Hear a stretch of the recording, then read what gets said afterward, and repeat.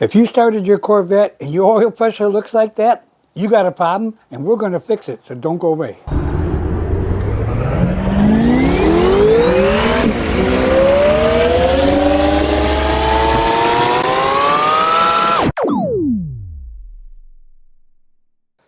When you see your gauge like that, you can pretty much assume it's the sensor. Normally it's always the sensor, not rarely is it ever actually the gauge. But in this case here, this is the sensor. When it goes to 80 pounds like that, it's a dead sensor. Essentially, it's no longer really taking any pressure. And over the years, sometimes you can start having a bad sensor. It will grow a little bit. Now, what I mean by that is the pressure when it usually would idle at maybe 35 pounds or in that area, all of a sudden it's 45, and then sometimes it's 55, or it's very erratic. Those are all signs of a bad sensor. And we're going to talk about the sensors because there's two of them, and actually in the same location. They come off the back of the engine between the firewall and below your distributor, and it's just a little protrusion that comes out there and has two places that you can screw in, and that's where these screw in. There's one that's like this, and we'll look at it in more detail, but there's one like this that all that does is tell the computer that there's at least 4 pounds of oil pressure when you go to start the car. The one that we're going to talk about today and change, I have done a couple of times, and I'm going to talk to you about that and how we do it. When this went to 80, that means this is dead. This is no longer functioning, and you're driving blind when it comes to oil pressure. Well, this little one here is an awfully important, save your car from destruction. What this does again is it will take 4 pounds of oil pressure, and it will allow the switch from your computer to turn on your fuel so you can start your car. Now you do need a special socket for this. This is the socket right here. It will lock. You see, this really isn't a normal kind of bolt-like head on it.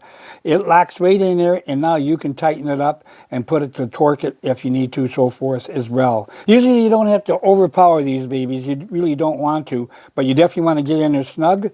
And on both these, so in case if nothing else, make sure you put a little of the tape around there so it doesn't leak. It's certainly a possibility. But anyway, you got to have your own socket to do that. Now here's the other one. This is a big one. Now I'm going to show you a couple. I got the one, obviously, the new one is on the Vette. This was the original one that I replaced probably 12, 15 years ago.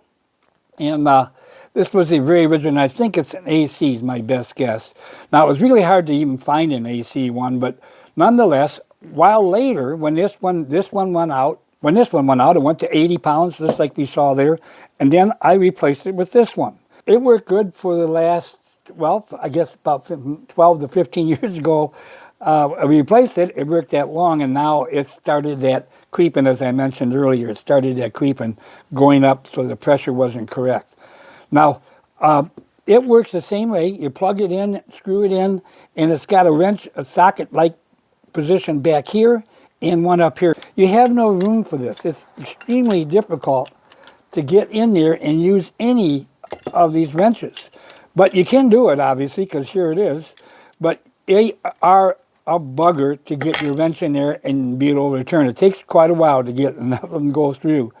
Okay, now let's go take a look at where exactly these are, and I'll show you how it comes apart somewhat and how you can do it.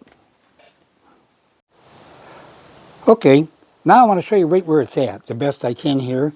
Now, at the very back, like I mentioned, at the engine, you start to see where that gold is, or that copper. That is the new sensor for the gauges. But above that, which is a little difficult to see, but above that is where the other pressure sensor is that works the computer and turns on your fuel. Now, obviously, when you look at this, it's pretty crowded. So you have to do a number of things. The first thing you have to do is take off this screening here. Not difficult. You use this, the right screwdriver. There's like 6 different screws that come off. Exposes the windshield washer itself, so we can take that nut off it and pull that side so it's loose. Then on the windshield washer itself, there's actually 3 screws. They go down there, bolts like, I guess. There's one on each side and one down there. You can see where this is, where that is. And you have to get those completely out There's also 3 connections. Now here you only see 2 of the electrical connections because there's one on the bottom of that windshield washer itself. The electrical connection down there. I didn't have to take it off when I pulled it out. Once you get to there, now you can see I have some opportunity to get down and get my hand on it. But once it's all done like this is now, you're a happy camper because it works great. You got your oil pressure back. You know you're right. You know it's right. And it makes a huge difference when you know your oil pressure. You start guessing that becomes a real problem. Well, there you go. It's really not that bad of a job. It's a little hard to get to. You got to get that windshield washer motor out of there. That's not the easiest thing, but it's also not the hardest thing on a Vette. We all know how tight everything is and you work on it. The biggest thing is getting down there to get that old one out and put the new one in.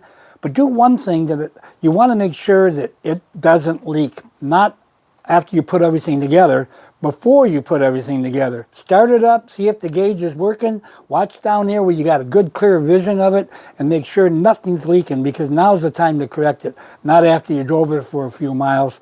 Just don't want to do that. This is hard enough to do it once.